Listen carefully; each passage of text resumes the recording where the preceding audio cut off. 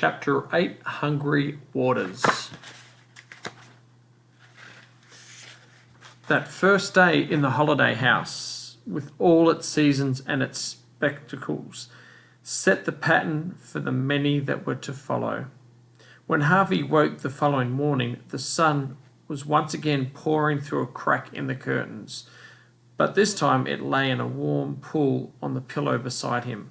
He sat up with a shout and a smile, and either one or the other, and sometimes both, remained on his lips for the rest of the day. There was plenty to do, work on the treehouse in the spring morning, followed by food and the laying of plans for the afternoon, games and lazy hours in the heat of summer, sometimes with Wendell, sometimes with Lulu, then adventures by the light of a harvest moon. And finally, when the winter wind had blown out the flames in the pumpkin heads and carpeted the grounds with snow, chilly fun for them all out in the frosty air, and a warm Christmas welcome when they were done. It was a day of holidays, the third as fine as the second, as the fourth as fine as the third. And very soon Harvey began to forget that there was a dull world out beyond the wall, where the great beast February was still sleeping its tedious sleep. His only real reminder of the life he'd left, besides a second telephone call he'd made to his mum and dad just to tell them all was well, was the present he'd wished for and received that first Christmas, his ark. He had thought several times of trying it out on the lake to see if it would float, but it wasn't until the afternoon of the seventh day that he got around to doing so. Wendell had made a real glutton of himself at lunch, and he had declared that it was far too hot to play, so Harvey wandered down to the lake on his own, with the ark tucked under his arm. He half expected, hoped, in fact, to find Lulu down there to keep him company, but the banks of the lake were empty.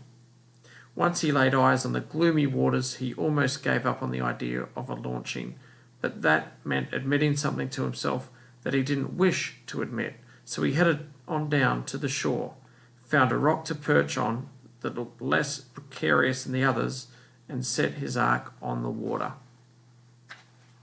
It floated well, he was pleased to see. He pushed it to and fro for a little while, then lifted it out and peered inside to see if it was leaking. It was quite watertight, however, so he set it back on the lake and pushed it out again. As he did so, he caught sight of a fish rising from the bottom of the lake, its mouth wide open, as if it intended to swallow his little vessel whole. He reached out to snatch the ark from the water before it was either sunk or devoured, but in his haste he lost his footing on the slime-slickened rock, and with a cry he fell into the lake. The water was icy cold and eager. It quickly closed over his head. He flailed wildly, trying not to imagine the dark depths beneath him, or the vast maw of the fish that had been rising from those depths. Turning his face up towards the surface, he started to swim. He could see his ark floating above him, capsized by his fall. Its lead passengers were already sinking, but he didn't try to save them. He surfaced, gasping for breath, and paddled towards the shore. It wasn't much of a distance. In less than a minute he was hauling himself up onto the rocks and scrambling away from the bank, water pouring from his sleeves and trousers and shoes. Only when his feet were clear of the lake and no hungry fish could snap at his toes did he drop down onto the ground. Though it was midsummer and the sun was blazing somewhere overhead, the air around the lake was cold, and soon he began to shiver. Before he made his way out into the sun, however, he looked for some sign of his ark. The spot where it had sunk was marked by a forlorn flotilla of wreckage, all of which would soon join the rest of the ark at the bottom. Of the fish that had seemed so eager to devour him, there was no sign. Perhaps it swum down into the depths to chew on the drowned menagerie. If so, Harvey hoped it choked on its dinner. He had lost plenty of toys before. He had a brand new bicycle, his prized possession, stolen from the step of his house 2 birthdays ago. But this loss upset him as much, more in fact. The idea that the lake now had something that he'd own was somehow worse than a thief running off with his bike. A thief was warm flesh and blood, a lake was not.